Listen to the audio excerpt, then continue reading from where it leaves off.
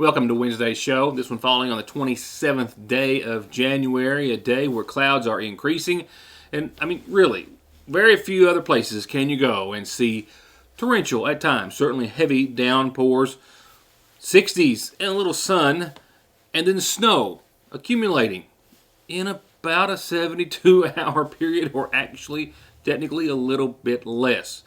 But here in Kentucky, in the eastern part of our state, that's what we're staring at right now. An updated forecast for you in just a few moments that will include the chance for some accumulating snow and a winter weather advisory that goes in effect in just a few moments and lasts until 7 o'clock in the a.m. So that certainly should pique your interest. It could be a dicey commute in the morning, and actually a light snow already falling well into parts of Kentucky at this hour. We'll take a look at radar and everything else weather-wise with our latest update and towards the latter part of the program, of course.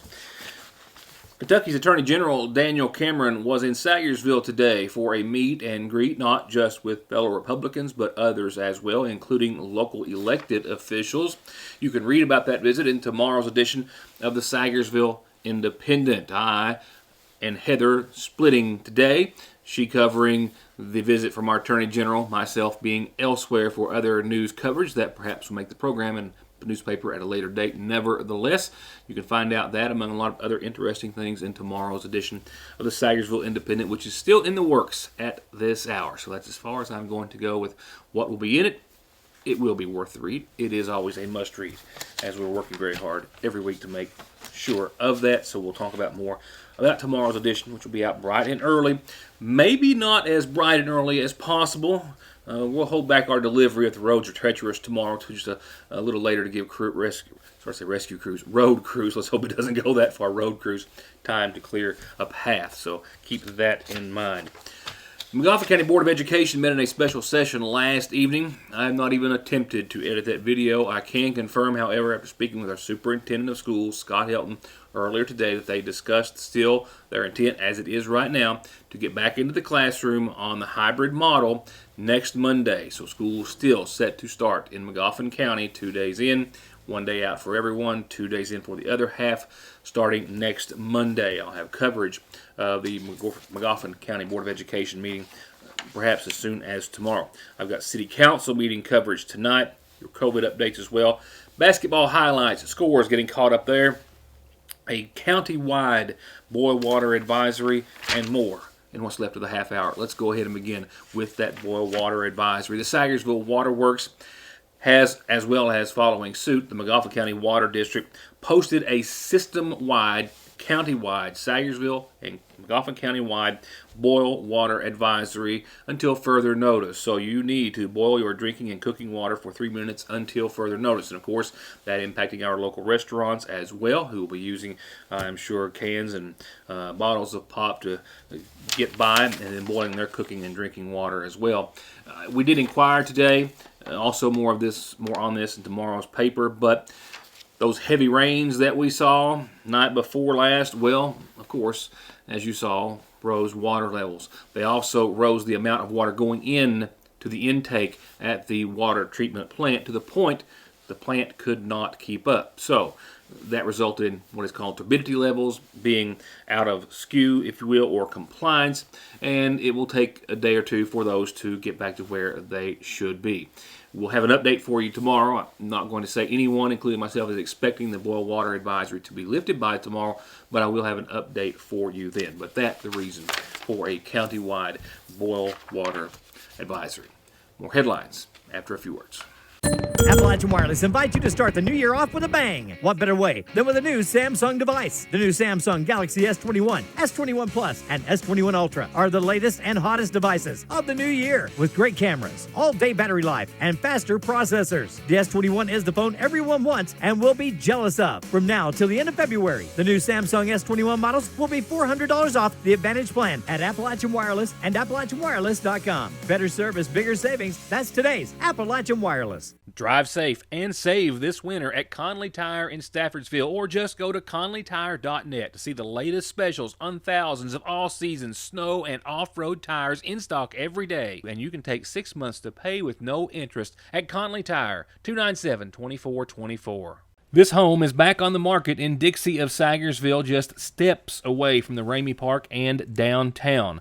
One family owned since the 1950s. It's practically ready to move into and perfect for a remodel that would make it an incredible home and investment.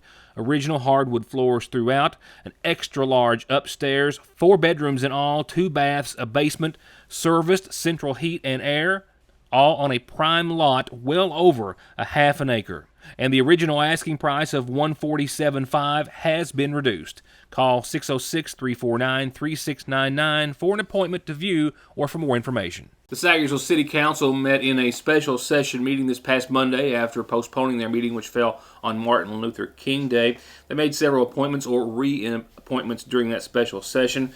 The council voting to reappoint Jim Hoskins to the Sagersville Water Commission, Mike Conley, former city councilman, to the Sagersville Housing Authority, where he did hold a seat at one time before being elected to the Sagersville City Council.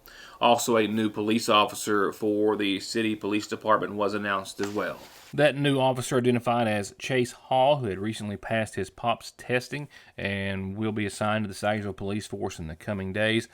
The mayor briefly spoke on city finances with an update, but then as well spoke on a recent meeting by the newly appointed members of the Tourism Council. Mayor Pete Shepard saying that during that meeting they had voted to purchase a much-needed sound system for the city, which will be used at the gazebo in the city park and for other public events, as well as that they were looking for someone to employ to keep the city's websites and apps up to date with all pertinent and recent information to attract those to the city of Sagersville on some or any level. Shepard also saying that they met with an architect during that meeting responsible for the project on the Mountain Parkway, the signage and beautifying project actually that will extend from Parkway Drive onto the Parkway that I've reported on here and in the newspaper on multiple occasions. And we met with that Mark, and he's supposed to get us a new price list on what it's going to cost. And what we got back today, it would be under $1 million to do all 3 phases up there. So we're going to go after the money. That's our next step, was to go after try to find some funding for that. Each phase, he broke it down to 3 phases from Jerry Jerv, at the red light, up to the subway, then from subway on up to the high school, and then the high school on up to the intersection up there at 114 or whatever. So, and altogether it'd be about $1 million to do everything that we wanted to do, or he projected to do. If you look on that, that's a lot of that. Yeah. But he went over, and it's been about 6 months, and he brought that before us, and he went back over and was checking prices again to make sure we'd have an accurate, kind of accurate what we need to ask for. So it'd be about $1 million project. So we're going to try to start after that in the next month or 2. Is that all been approved by the state though? He took all the plans to the state as far as those concerned, everything. You have to go back through the permitting process. So he just went and sat down and talked to them and showed it. They said everything that he had brought up, and he's been doing this for a long time, would be okay. He would just have to tweak it a little bit here and there. I don't know if we wanted to change things. That's not the final plan. I know Pat talked about we want some different signage, and we want some different things, but basically the $1 million will cover it. And when Hal Rogers was here, 2 months ago, he thought we might be able to get it. So we're just getting started with local headlines, and then of course we'll include your local and state COVID update and a lot in sports in just a few moments. While I'm gathering that, here's tonight's McGoffin Farm Bureau community calendar. And what better way to start off than to say happy birthday? Tonight we do so to Corey. That is Corey Johnson from a long list of family and friends with lots of love and best wishes, Corey. Happy, happy, happy birthday to you. Everybody say happy birthday, Corey Johnson, today. Happy birthday to you. I have this announcement as we go on from our St. Luke's Catholic Church, the open door there at the church. This is sad, but it's life. They've had to ask you to make some changes to the way you donate because of a persistent theft of dropped off donations. They're now asking that you drop donations off during Tuesday, Wednesday, or Thursday, 8 in the morning until 1 in the afternoons. If you have any questions, call 349-5320. Sadly, have to make such a request, I am sure. But nevertheless, if you can continue to sponsor and help them with donations, please do so. And just drop them off, as I said, Tuesday through Thursday from 8 until 1. Just a quick reminder about that boil water advisory that I mentioned a few moments ago. It's system countywide. All Sayersville, McGoffin County Waterworks customers, due to the heavy rainfall, knocking turbidity levels off this week. I'll keep you up to date and let you know when that is lifted. You have until February the 5th to get those apple and pear grafting rootstock orders in at the McGoffin County Extension Service, as little as $2 each for a whole bunch of varieties. If you have any questions, call our friends at the Extension Service, 349-3216. We'll get you in touch with them. And everything you see here will get you in touch with me for announcements like these, birthdays and anniversaries too. And remember, we'll publish your birth announcement, anniversary for free in the Independent as well. But send that to Joe, J-O, at SayersvilleIndependent.com. Funeral services tonight begin with the announcement of services to be held at a later time for 78-year-old Rodney Salyer of Sayersville. He passed away Sunday in Louisville, son of the late A.C. and Maxine Likens Salyer. He survived by his wife Betty Salyer and sons William Bernard and Melvin A.C. Salyer and daughter Karen Sue Salyer, as well as sisters Sherry Preston, Annette Gamble, 5 grandkids and 3 great-grandkids. A memorial service to be held at a later date. 83-year-old Frida Jean Holbrook of Lakeville here in Sayersville passed away on Tuesday at her home. Daughter of the late Patrick and June Patrick Holbrook, she is survived by her special caregivers Louis Powers and Sherry Powers. Graveside services are to be held tomorrow at 2 from the Bluegrass Cemetery here in Sayersville, and burial will follow, of course, those services. And 51-year-old Jeffrey Howard of Lick Creek passed away on Monday, the son of the late Basil Howard and Betty Ann Williams Howard, who survives. He's also survived by brother Holly Ray Howard and a host of nieces, nephews, family, and friends. Services in Jeff Howard's honor are to be held this Friday at 1 from the McGoffin County Funeral Home. Friends can call on the funeral home Thursday evening from 6 until 9.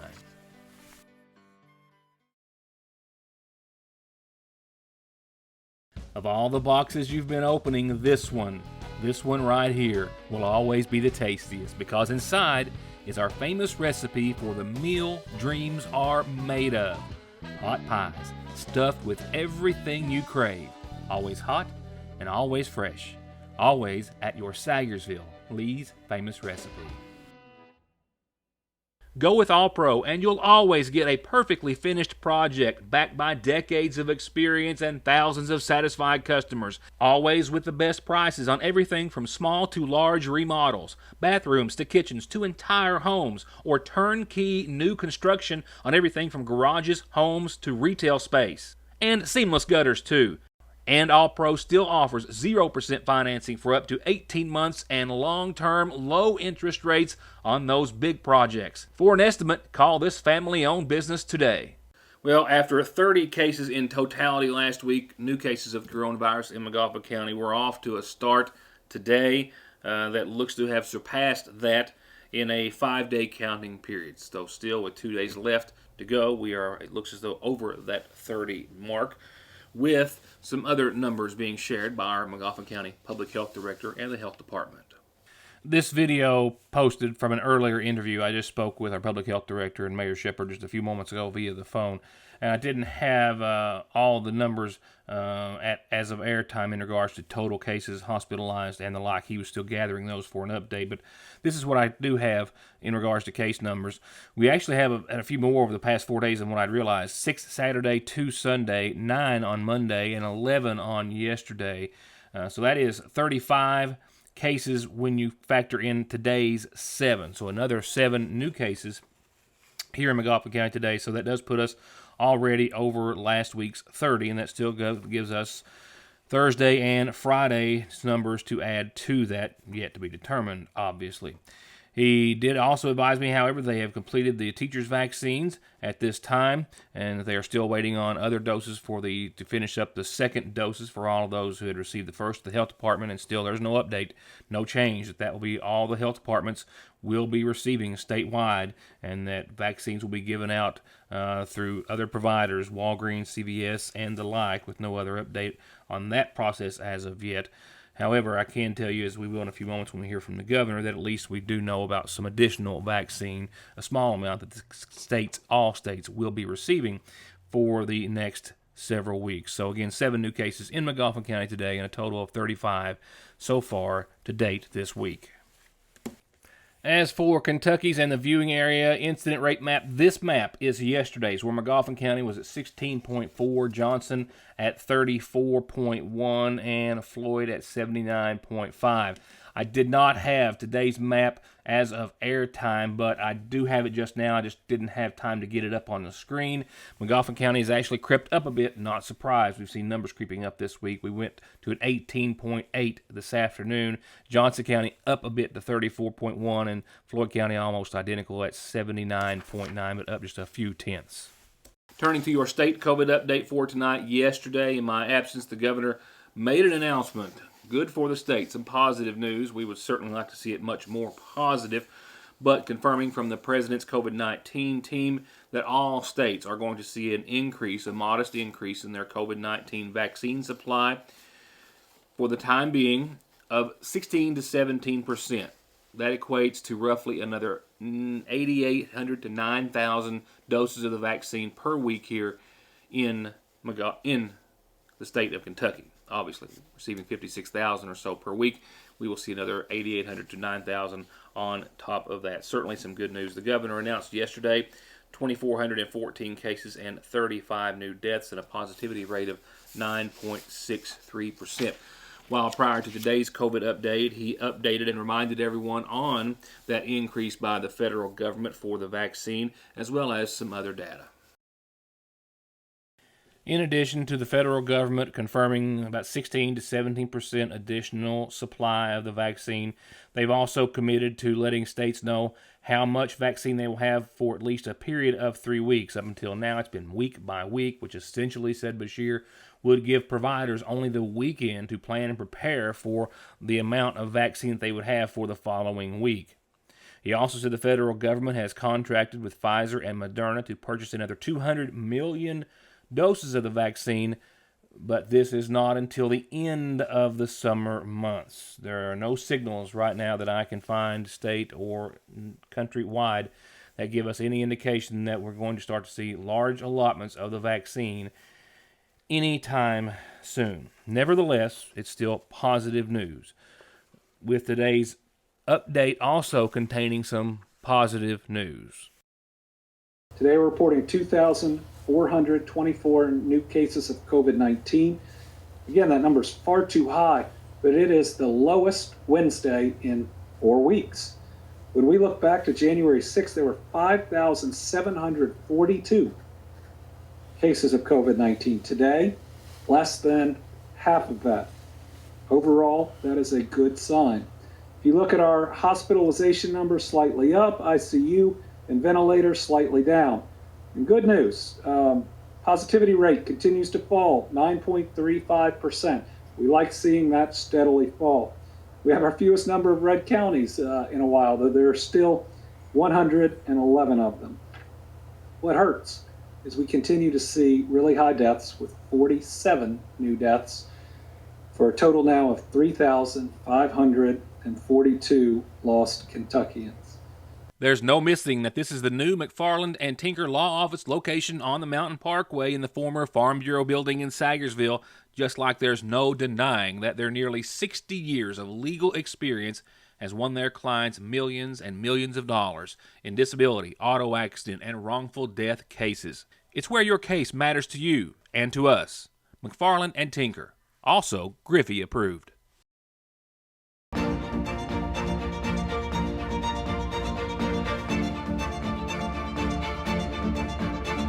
I'm Dr. Jason Zimmerman at Highlands ARH, the healthcare system of Appalachia. Nearly everything today is about being safe and well, and Parkway Pharmacy has 2 great ways to get your prescriptions quickly, safely, and conveniently.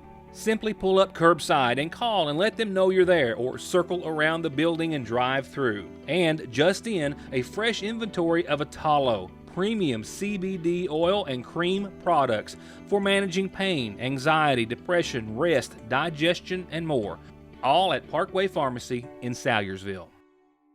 Know that life cannot come to a complete standstill because of the pandemic, but we can make sure that you can continue to bank safely and securely by calling either branch of the Sagersville National Bank to schedule any in-lobby services or by using either of our drive-thrus. Mondays through Fridays, the main drive-thru is open from 8 until 3, and the branch drive-thru is open from 8 until 5, and the branch drive-thru is also open on weekends, Saturdays 8 until noon, with ATMs available 24/7 at both locations. Or by taking advantage of our completely free 24-hour internet banking and bill pay, banking by phone, remote deposit, automatic payment services, and more. Sagersville National Bank, always making your banking easier and safer. Highlights, scores, and an updated, ever-changing COVID-19 schedule for local high school basketball teams. Let's begin with the Magawa County Hornets, who have been in action 2 times this week. As you know, if you were here for the past 2 nights, 2 pretty good road games, distance-wise and entertainment-wise as well. So we'll pick it up with Monday night's road trip to Shelby Valley. Shelby Valley is never a bad team this season thus far. About a third of the way through, they are ranked by many among the top 5 of the 15th region, and they had only 1 loss and 6 wins going into Monday night's game against the Hornets on Valley's floor. And this would be how that would fall. The Wildcats wasted no time in opening up the lead with the basket and the +1. But with 3 minutes to go in the first quarter, Grayson Whitaker adds his 3 to an already 11-7 Magawa County lead. Magawa County's up 11 after the first quarter, and here's Whitaker for the deuce to put them up 23-12. And as the half ends, here's Wildcat Russ Osborne off the back of the iron to close the gap for Valley, who's just now trailing 8. Now let's fast forward to the end of the third quarter. Salyer with the throw-in to Bowling. Back to Salyer with the dribble, the stop, the hop, and the bank to stay +12 for Magawa County, 35-47 Hornets. But in a blink, Valley cuts it to 8. And with the steal and the basket, it's a 6-point game at 6:41 to play in the 4. And in those last few minutes, Valley cuts Magawa's lead down to 4. Then it goes back up to 8. Until Barnett breaks the double team, and with the floater, Magawa County with a little breathing room back up by 10. And plays like these, and rebounds and more plays like these start to signal an upset. With that basket, it's a 12-point Magawa County lead. We've only got 1:50 left to play. But it's not over, according to Kian Warwicks. And another turnover on the next trip down, and the +1 by Warwicks. And this time, Warwicks from way outside. And it's 60-65. Magawa County only up 5 with 48 seconds to go. And in those 48 seconds, Valley starts sending Magawa County to the line to try to get the ball back. And a big 3 keeps Valley within 5 points at 15 left to go in the whole game.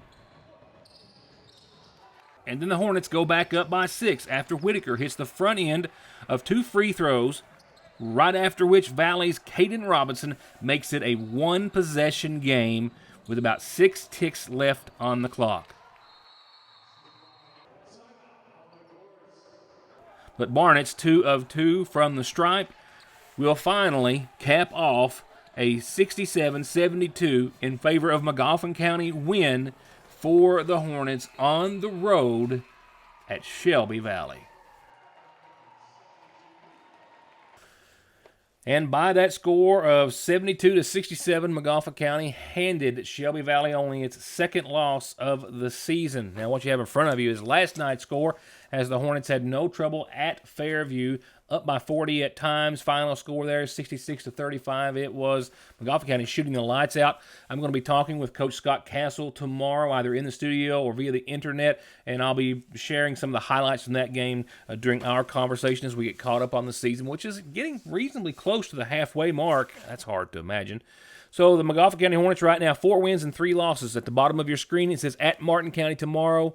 No, I have word that that game just a few moments ago before airtime was canceled due to Martin County having an exposure to the coronavirus against another team. I can only assume that would have been Lawrence County last evening. I do not have that confirmed, but via the timeline and then playing last night and it being a COVID exposure, it appears as though that most certainly would be the case. The Lady Hornets, well, they're on a little bit of a slide right now and looking to take a win from Fairview tonight. That's right, boys at Fairview last night, girls tonight. They've lost 6 in a row, 31-64 Monday night against Martin County girls.